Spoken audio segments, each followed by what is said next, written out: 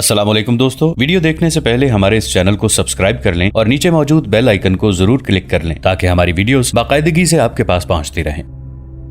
बाकी लड़कियों को ये सलीबी सिपाही और कमांडर अपने पास रख लेते थे। इस काफिले के साथ भी बच्चियां होंगी? हसामुद्दीन ने पूछा। 12-14 थीं, सलीबी कमांडर ने बताया। सिर्फ एक भेजी गई है और बाकी कत्ल हो चुकी हैं। और काफिले के जिन आदमियों को साथ लाए थे उन्हें सामान उठाने के लिए लाए थे, फिर उन्हें कत्ल कर दिया था। उसने जवान लड़कियों के मुतालिक बताया कि उनमें एक रक्कासा थी, बहुत खूबसूरत थी। उसका जिस्म, हुस्न और उसका रक्स हमारी इस जरूरत के मुताबिक था जिसके लिए हम लड़कियां हासिल करते हैं। उस रक्कासा को उसी शाम भेज दिया गया था। फौरन भेजने की वजह यह बताई थी कि ऐसी कीमती और दिलकश लड़की का सिपाहियों में रखना खतरनाक होता है। कोई भी सिपाही उसे आजादी का झांसा देकर भगा ले जा सकता है। उन्होंने उस काफिले को कत्ल किया है जो हज को जा रहा था।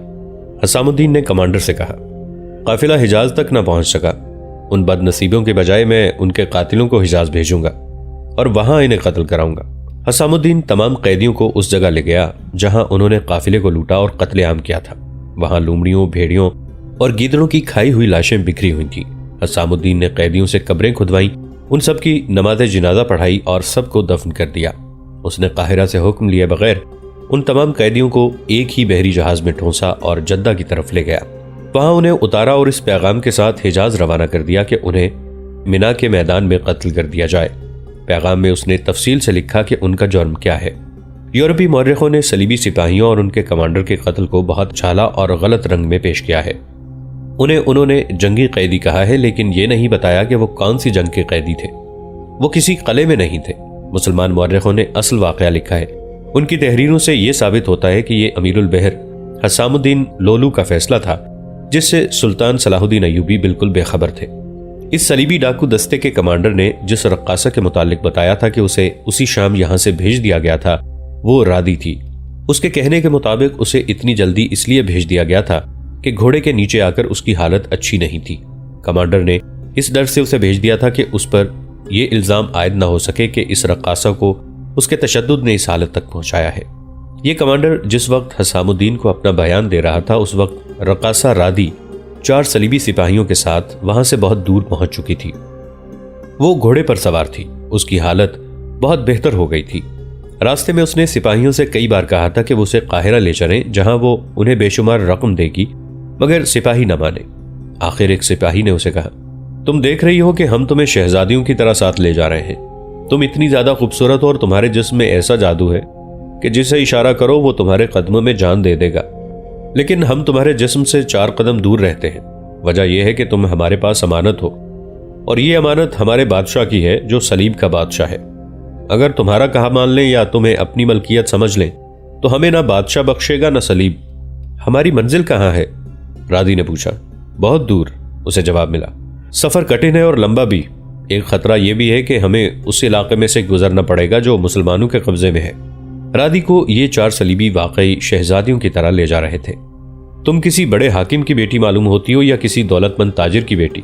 तुम अपने खानदान के साथ हज को जा रही थी? एक सलीबी ने पूछा। तुम्हें किसी ने बताया नहीं कि मैं रक्कासा हूं? रादी ने जवाब दिया। मेरा कोई बाप नहीं, कोई भाई नहीं। मेरी माँ इस्माइलिया में मशहूर रक्कासा और मुगन्निया है। मुझे बिल्कुल इल्म नहीं कि मैं उसके किस चाहने वाले की बेटी हूँ। माँ ने बचपन में ही मुझे रक्स की तरबियत देनी शुरू कर दी थी। मुझे रक्स और गाना अच्छा लगता था। मैं 16-17 साल की हुई तो माँ ने मुझे एक बहुत अमीर आदमी के घर भेजा। वो बूढ़ा आदमी था, शराब पिए हुआ था। बूढ़े ने मुझे कहा कि वो मेरी मोहब्बत में दीवाना हुआ जा रहा है। मुझे उस बूढ़े से नफरत हो गई। मुझे ये एहसास हुआ कि मेरा बाप नहीं है। इस बूढ़े को देखकर मुझे अपने बाप का ख्याल आ गया था। उस बुढ़े ने मुझे अपने पास बिठाकर ऐसी जलील हरकतें की कि मुझे पता चल गया कि ये मेरा बाप नहीं, ना उसके दिल में मेरी मोहब्बत है। ये मेरा गाहक है। मैं वहां से अकेली भाग गई। माँ को बताया तो उसने मुझे समझाया कि ये हमारा पेशा है, फिर भी मैं ना मानी। माँ ने मुझे मारा पीटा। मैंने कहा कि मैं नाचूंगी, गाऊंगी, लेकिन किसी के घर नहीं जाऊंगी। माँ ने मेरी शर्त मान ली। जिनके पास दौलत थी वो हमारे घर आने लगे। मैं चूंकि किसी के घर नहीं जाती थी इसलिए मेरी कीमत चढ़ गई। 3 साल गुजर गए और इस दौरान मेरे दिल में ये आरजू पैदा हुई कि कोई मेरे हुस्न और मेरे रक्स की बजाय मेरे साथ मोहब्बत करे जिसमें अयाशी और बदमाशी का दखल ना हो। आखिर एक आदमी मुझे मिल गया। वो 2 बार मेरे यहाँ आया। वो मुझे अच्छा लगता था। मुझसे 7-8 साल बड़ा था। मेरी और उसकी मुलाकातें बाहर होने लगी। मैं बग्गी में सैर के बहाने चली जाती और वहां वो मौजूद होता। وہ تو شہزادہ تھا، شراب پیتا تھا۔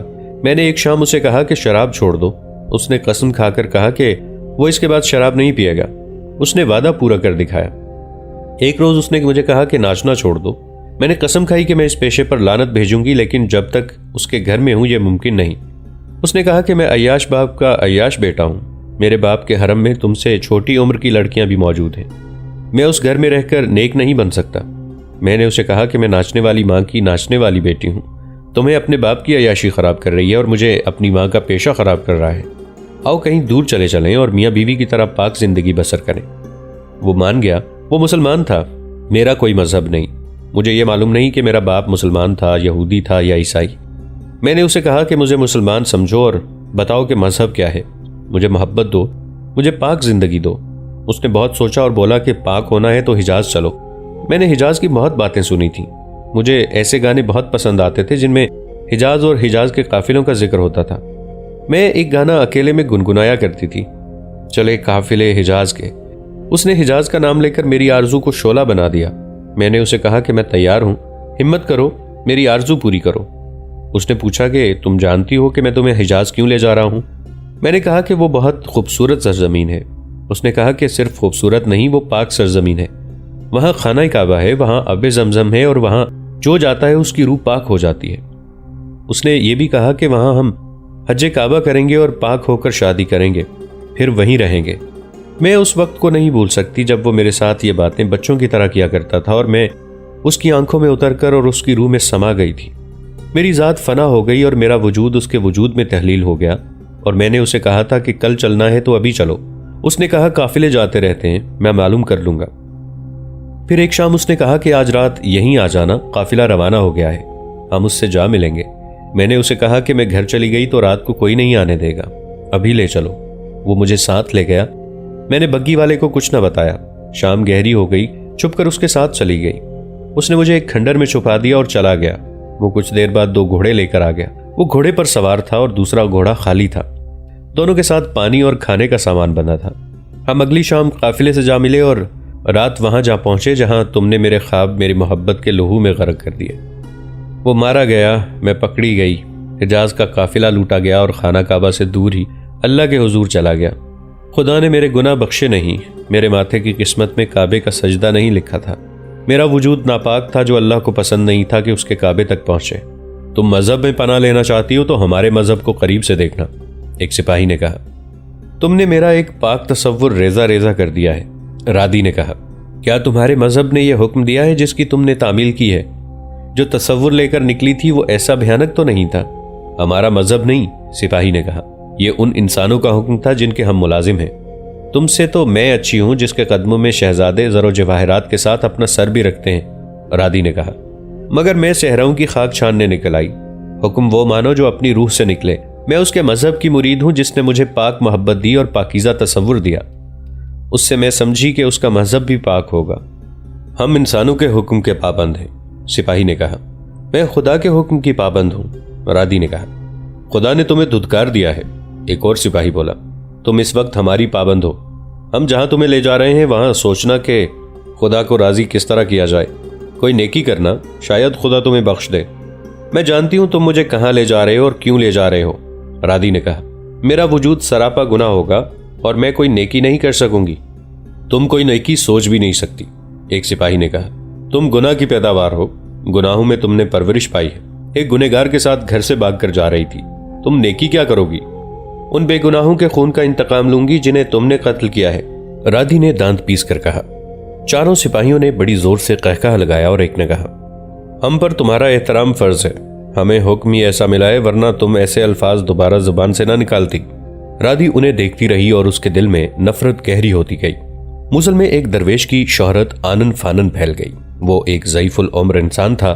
لوگ کہتے تھے کہ وہ کسی خوش نصیب انسان کے ساتھ ہی بات کرتا ہے اور وہ جس کی بات کرتا ہے اس کی ہر مراد پوری ہو جاتی ہے۔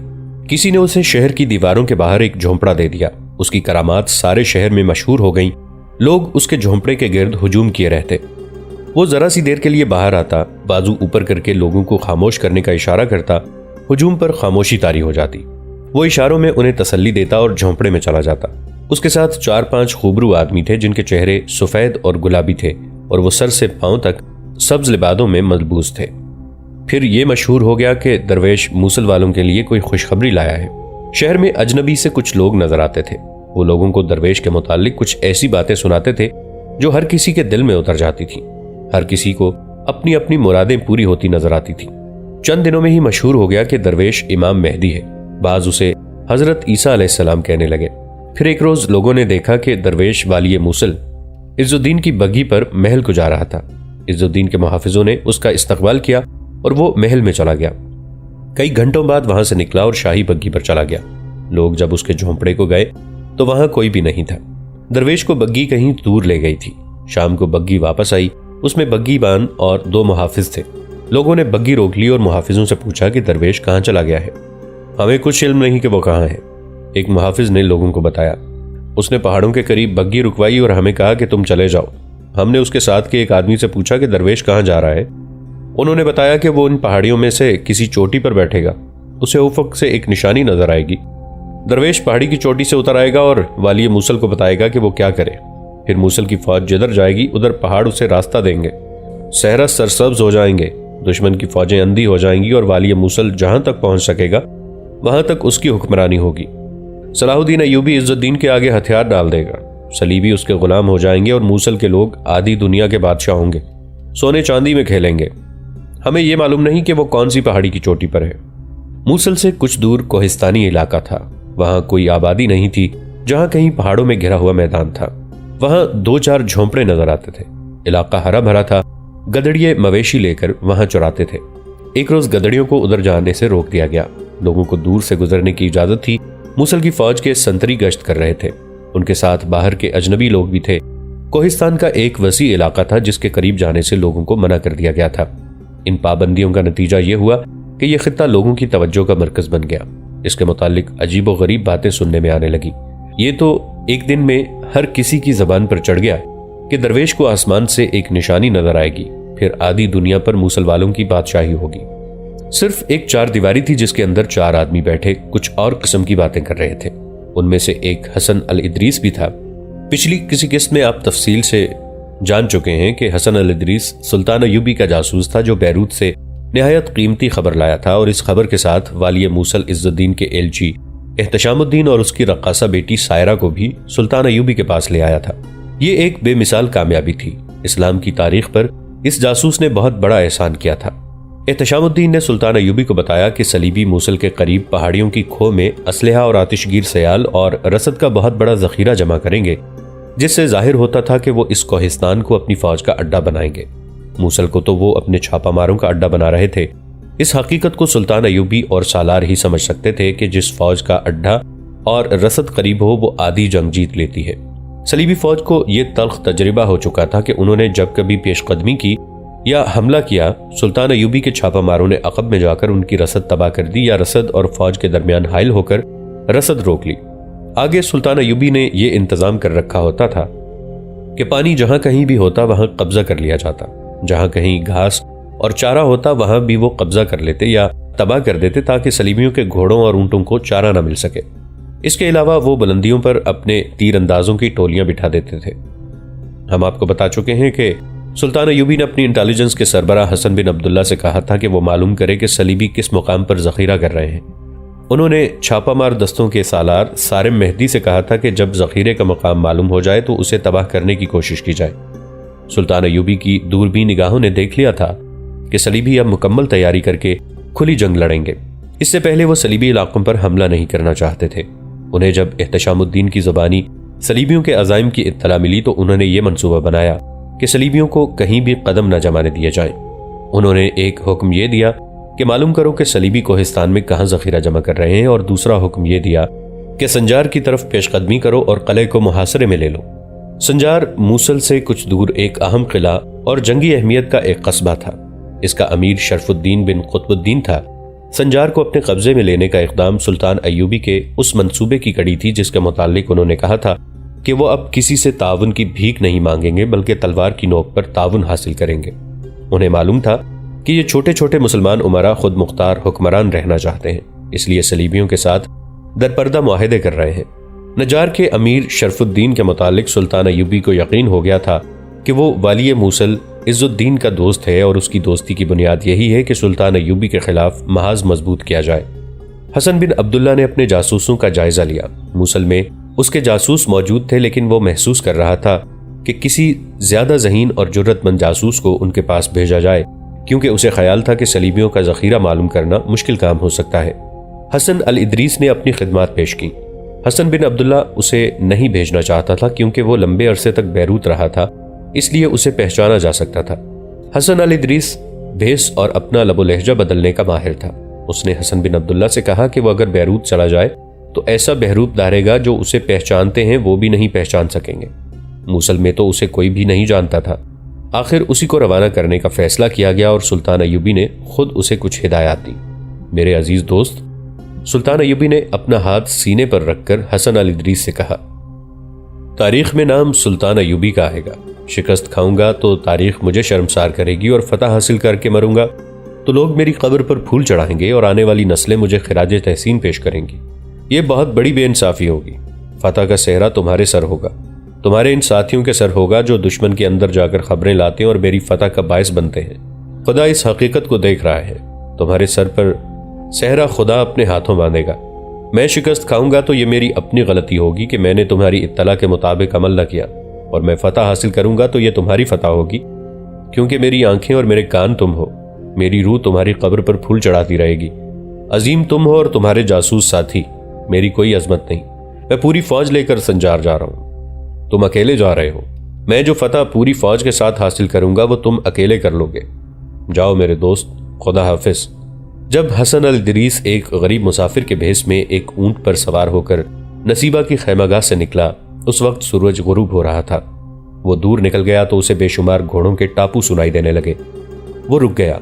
اسے معلوم تھا کہ یہ گھوڑے کس کے ہیں۔ یہ صلاح الدین ایوبی سنجار کو محاصرے میں لینا چاہ رہے تھے۔ اس نے نصیبہ سے اپنا کیمپ اکھاڑا نہیں تھا، اپنا ہیڈ کوارٹر اور کچھ عملہ وہیں رہنے دیا، اور اپنے محفوظہ یعنی ریزرو ٹروپس کو بھی تیاری کی حالت میں نصیبہ چھوڑ گیا۔ تم یہاں یہ معلوم کرنے آئے ہو کہ صلیبی پہاڑوں میں اتنا ذخیرہ کہاں رکھیں گے؟ موصل کے جاسوسوں کے کمانڈر نے کہا۔ اور ہم یہاں یہ معلوم کرنے کی سوچ رہے ہیں کہ یہ درویش کون ہے جو انہی پہاڑوں میں کہیں جا چھپا ہے۔ کوئی اسے امام مہدی کہتا ہے اور کوئی عیسیٰ۔ اس نے حسن الادریس کو پوری تفصیل سے بتایا کہ اس درویش کو شہر میں اور ارد گرد کے علاقے میں کیسی شہرت حاصل ہوئی ہے۔ ان پہاڑوں کے قریب سے گزرنے کی بھی اجازت نہیں۔ کچھ تو اپنی فوج کے سنتری ہیں اور کچھ اجنبی سے آدمی ہیں جو کسی کو آگے جانے نہیں دیتے۔ درویش کسی پہاڑ کی چوٹی پہ بیٹھا ہے، اسے خدا آسمان سے کوئی اشارہ دے گا۔ رات کو لوگ اپنی چھتوں پر کھڑے آسمان کی طرف دیکھتے رہتے ہیں، کوئی ستارہ ٹوٹتا ہے تو وہ چلا اٹھتے ہیں، وہ رہا اشارہ۔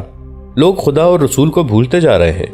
یہ چاروں جاسوس تھے، انہیں خصوصی ٹریننگ دی گئی تھی جس میں یہ تعلیم بھی شامل تھی کہ توہم پرستی حرام ہے، اور خدا اور رسول صلی اللہ علیہ وآلہ وسلم کے بعد جو کچھ ہے وہ انسان خود ہے۔ جہاں موصل کے ہر باشندے کے دماغ پر یہ درویش غالب آ گیا تھا، وہاں یہ چار جاسوس درویش کی حقیقت معلوم کرنے کی فکر میں تھے۔ میرے دوستو، میری بات ہنسی میں نہ ٹال دو تو کہوں، حسن الادریس نے کہا۔ جہاں درویش ہے وہاں صلیبیوں کا ذخیرہ ہے، اور یہ کوئی معمولی ذخیرہ ہوتا تو اس علاقے کو لوگوں کے لیے ممنوع قرار دے کر درویش کا ڈھونگ نہ رچایا جاتا۔ تم جانتے ہو کہ اتنے وسیع علاقے کے ارد گرد پوری فوج کا پہرا کھڑا کر دو تو بھی کوئی نہ کوئی اندر چلا ہی جاتا ہے، لیکن صرف یہ کہہ دینا کہ یہاں خدا کا بھیجا ہوا ایک درویش بیٹھا ہے اور وہ نہیں چاہتا کہ اس علاقے میں کوئی آئے تو کوئی ادھر دیکھنے کی جرت بھی نہیں کرتا۔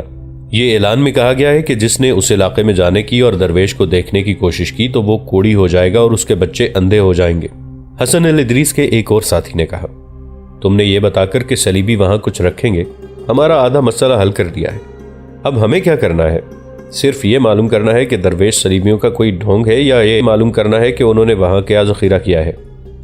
درویش کو ذخیرے کے ساتھ تباہ کرنا ہے، حسن الادریس نے کہا، اور لوگوں کو اس وہم سے بچانا ہے جو ان پر طاری کر دیا گیا ہے۔ جاسوسوں کے کمانڈر نے کہا، صلیبیوں کی عقل کی تعریف کرو، وہ اس جگہ ایک درویش کو بٹھا کر اپنے ذخیرے کو لوگوں کی نظروں سے دور رکھنا چاہتے ہیں۔ اس کے ساتھ ہی وہ موصل کی فوج اور لوگوں کو والی موصل کو بھی خدا کے اشارے کا جھانسا دے کر جنگی تیاریوں سے باز رکھنا چاہتے ہیں۔ اس وقت حالت یہ ہے کہ فوج بھی اور لوگ بھی خدا کے اس اشارے کے انتظار میں بیٹھ گئے ہیں جو درویش کو ملے گا۔ دوستو، آج کے لیے اتنا ہی۔ اسی کہانی کی اگلی قسط کے ساتھ بہت جلد حاضر ہوں گے۔ نیچے کامنٹ سیکشن میں اپنی رائے کا اظہار ضرور کیجیے گا۔ हमारे इस चैनल को सब्सक्राइब करके नीचे मौजूद बेल आइकन को भी जरूर क्लिक कीजिएगा।